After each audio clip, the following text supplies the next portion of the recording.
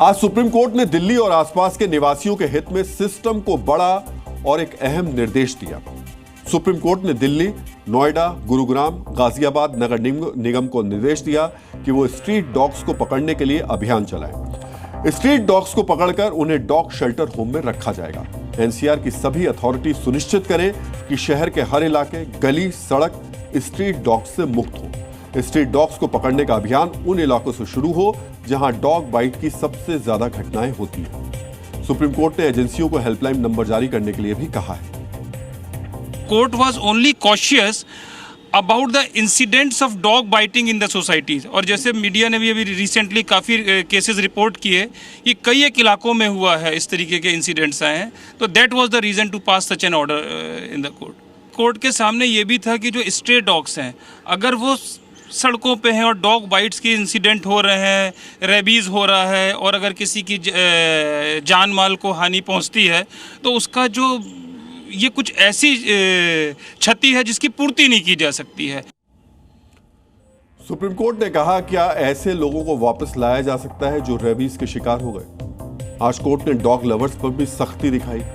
Court ने कहा अगर कोई व्यक्ति या संगठन स्ट्रीट डॉग्स को हटाने के उसके आदेश के अमल में रुकावट डालता है तो इसकी जानकारी कोर्ट को दी जाए। यानी अगर कोई संगठन या व्यक्ति स्ट्रीट डॉग्स को पकड़ने का विरोध करेगा तो उसके खिलाफ कोर्ट की अवमानना की कार्रवाई होगी। कोर्ट ने निर्देश दिया कि शिकायत मिलने के 4 घंटे में काटने वाले स्ट्रीट डॉग्स को पकड़ा जाए।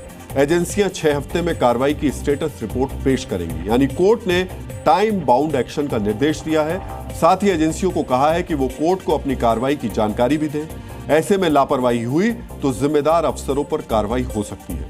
कोर्ट ने दिल्ली एनसीआर की सभी अथॉरिटीज को कहा है कि वो रिकॉर्ड रखें कि रोज कितने स्ट्रीट डॉग्स को पकड़कर शेल्टर होम पहुंचाया जाता है। यानी एजेंसियों को स्ट्रीट डॉग्स के खिलाफ एक्शन का दस्तावेज भी रखना होगा।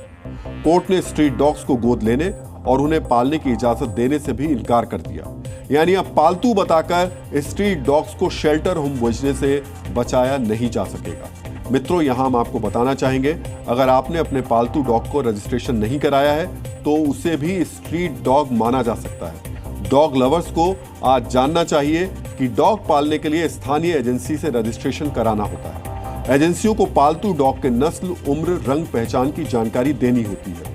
पालतू डॉग्स को एंटी रेबीज डोज लगवानी होती है। इसका प्रमाण पत्र भी एजेंसियों को देना होता है। इसलिए अगर आपने घर में डॉग पाला है तो उसके रजिस्ट्रेशन की प्रक्रिया भी पूरी कर लीजिए, क्योंकि सुप्रीम कोर्ट ने आज डॉग लवर्स के वकील की दलील सुनने से मना कर दिया और कहा कि हम जनहित में आदेश दे रहे हैं, किसी की भावुक बातों की जरूरत नहीं है।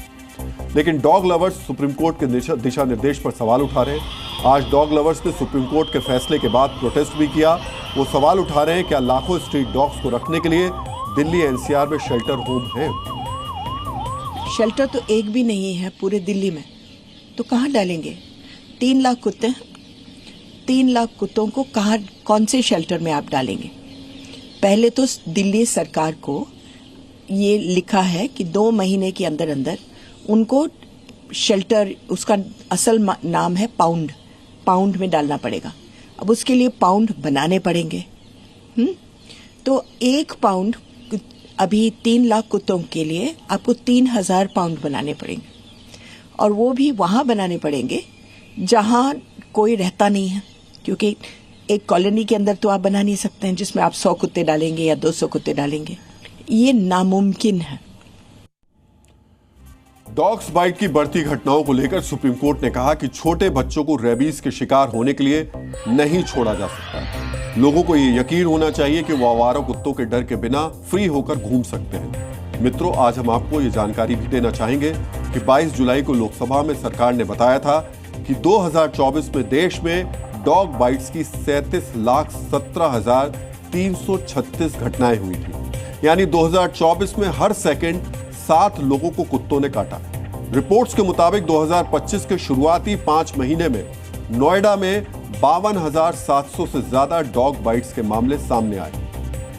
सरकार के रिकॉर्ड्स के मुताबिक 2024 में रेबीज से 54 लोगों की जान गई थी, लेकिन कई दूसरी संस्थाओं की रिपोर्ट के मुताबिक 2024 में रेबीज से करीब 300 लोगों की जान गई।